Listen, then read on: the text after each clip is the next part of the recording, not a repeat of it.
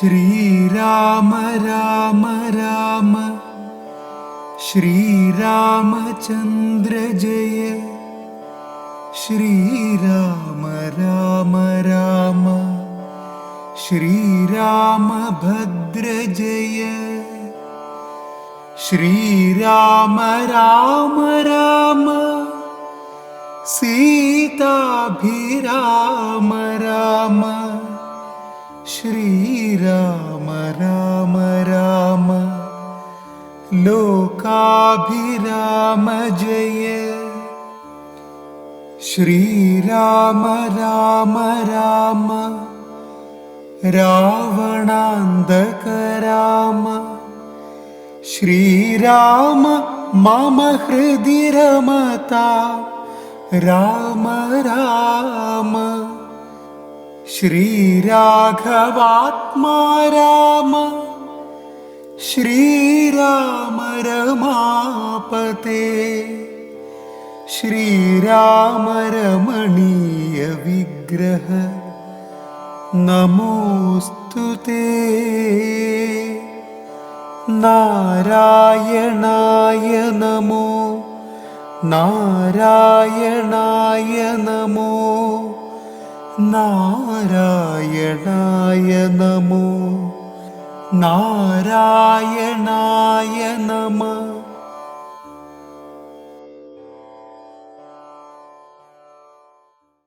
അങ്ങനെ രണ്ട് സ്ത്രീകൾ വിചാരിച്ചപ്പോൾ രാമൻ്റെ അഭിഷേകം മുടക്കാൻ സാധിച്ചു.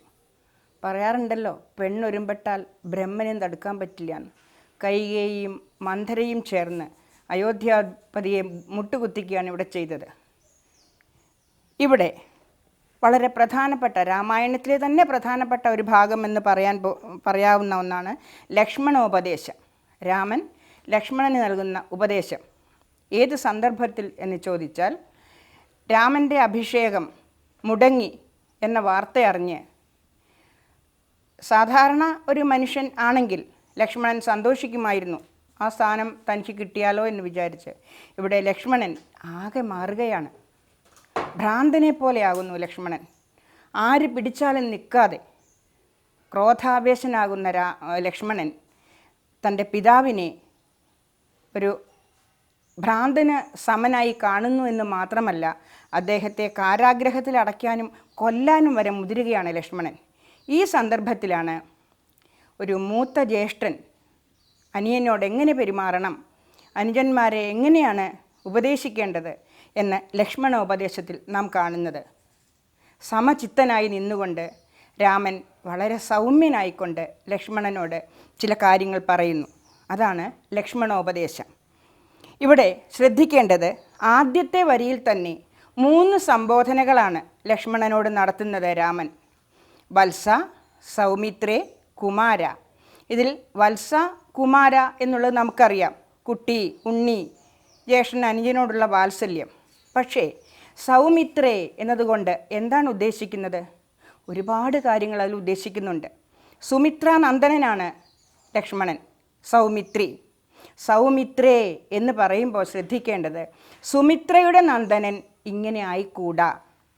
സുമിത്ര, നേരത്തെ പറഞ്ഞു ഞാൻ, രാമായണത്തിലെ ഏറ്റവും തിളക്കമുള്ളൊരു കഥാപാത്രമാണ്.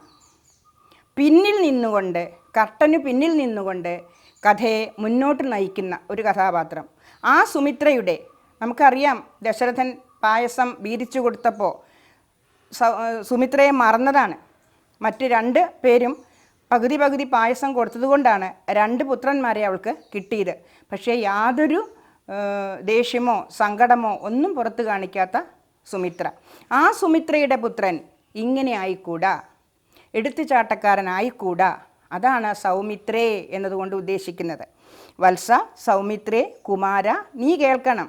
നിനക്കെല്ലാം അറിയുന്നവനാണ്, എങ്കിലും കുറച്ച് കാര്യങ്ങൾ ഞാൻ പറഞ്ഞു തരുന്നത്, ഒരു ജ്യേഷ്ഠൻ എന്ന നിലയിൽ ഞാൻ പറയുന്നത് നീ ശ്രദ്ധിച്ച് കേൾക്കുക എന്ന് പറഞ്ഞ് ഈ ജീവിതത്തിൻ്റെ നശ്വരതയെക്കുറിച്ചാണ് അദ്ദേഹം പറഞ്ഞു കൊടുക്കുന്നത്. ഇതെന്തെങ്കിലും വാസ്തവമാണെങ്കിലല്ലേ എൻ്റെ രാജ്യാവകാശം നഷ്ടപ്പെട്ടതിൽ നിനക്ക് ദുഃഖിക്കേണ്ടു, പിതാവിനെ കാരാഗ്രഹത്തിൽ അടയ്ക്കേണ്ടു. ഒന്നും ആവശ്യമില്ല, ഇതൊന്നും ശാശ്വതമേ അല്ല എന്നാണ് ഉപദേശിക്കുന്നത്.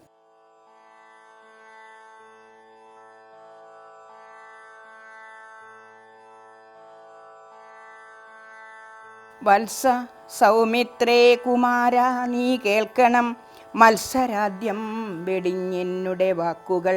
നിന്നുടെ തത്വമറിഞ്ഞിരിക്കുന്നതു മുന്നമേ ഞാനെടോ. നിന്നുള്ളിലെപ്പോഴും എന്നെക്കുറിച്ചുള്ള വാത്സല്യപൂരവും നിന്നോളമില്ല മറ്റാർക്കുമെന്നുള്ളതും. നിന്നാൽ അസാധ്യമായില്ലൊരു കർമ്മവും നിർണയം.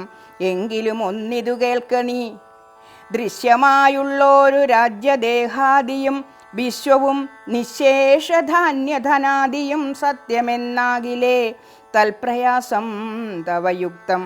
അതല്ലായിലെന്തിനാൽ ഫലം. ഭോഗങ്ങളെല്ലാം ക്ഷണപ്രഭാചഞ്ചലം. വേഗേന നഷ്ടമായുസ്സുമോർക്ക നീ. വന്യസന്തപ്തലോഹസ്താംബുബിന്ദുനാ സന്നിഭം മർത്യജന്മം ക്ഷണഭംഗുരം. ചക്ഷുശ്രവണകളസ്ഥമാം ദർദുരം ഭക്ഷണത്തിനപേക്ഷിക്കുന്നതുപോലെ.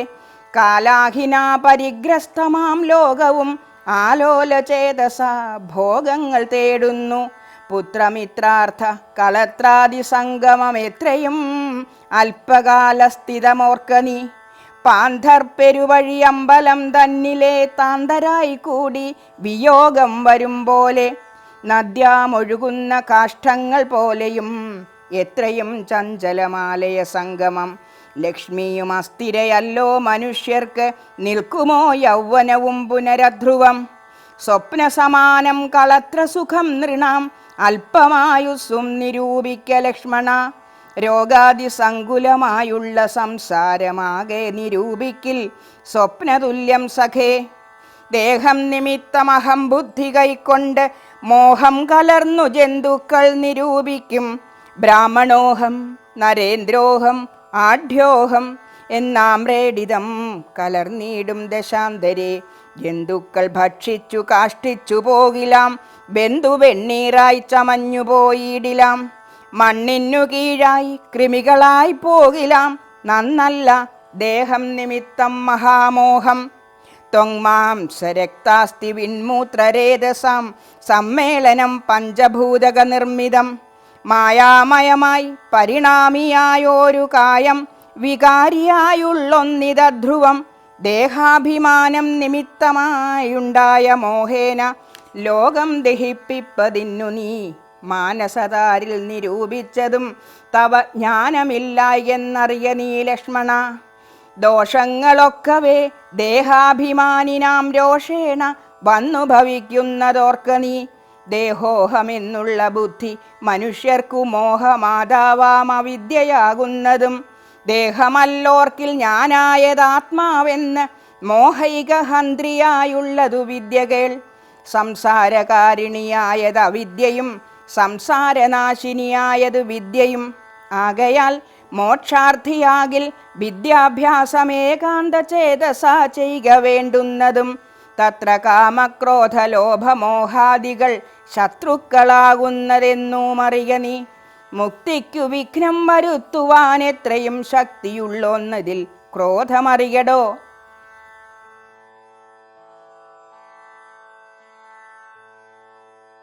ലക്ഷ്മണൻ കൗസല്യ മാതാവിനെ ആശ്വസിപ്പിക്കുന്നു.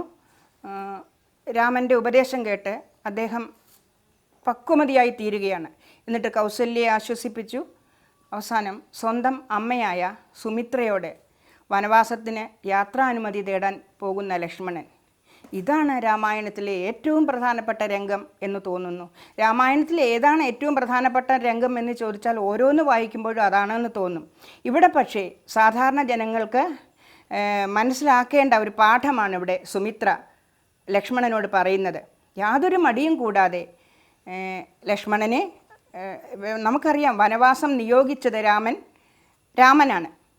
പക്ഷേ ഇവിടെ ലക്ഷ്മണനെ സന്തോഷത്തോടു കൂടി രാമനൊരു കാവൽ ഭടനായിക്കൊണ്ട് സ്വന്തം പുത്രനെ വിടുകയാണ് സുമിത്ര ചെയ്യുന്നത്.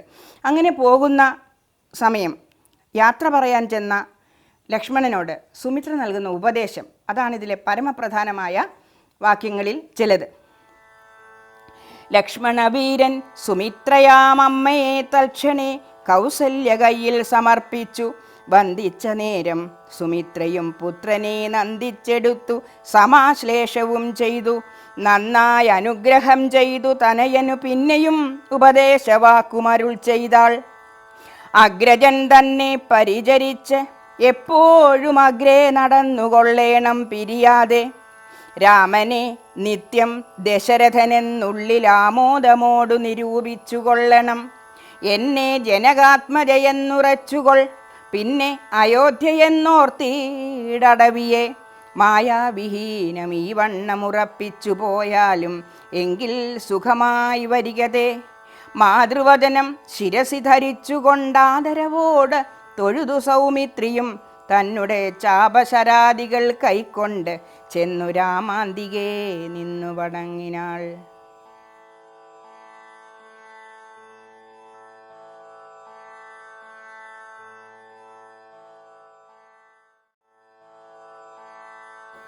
പൂർവം രാമതപോവനാദിഗമനം ഹത്വാ മൃഗം കാഞ്ചനം വൈദേഹീഹരണം ജടായുമരണം സുഗ്രീവ സംഭാഷണം ബാലീനിഗ്രഹണം സമുദ്രതരണം ലങ്കാപുരീദാഹനം പശ്ചാത് രാവണകുംഭകർണഹനനം ഏതദ്ധി രാമായണം.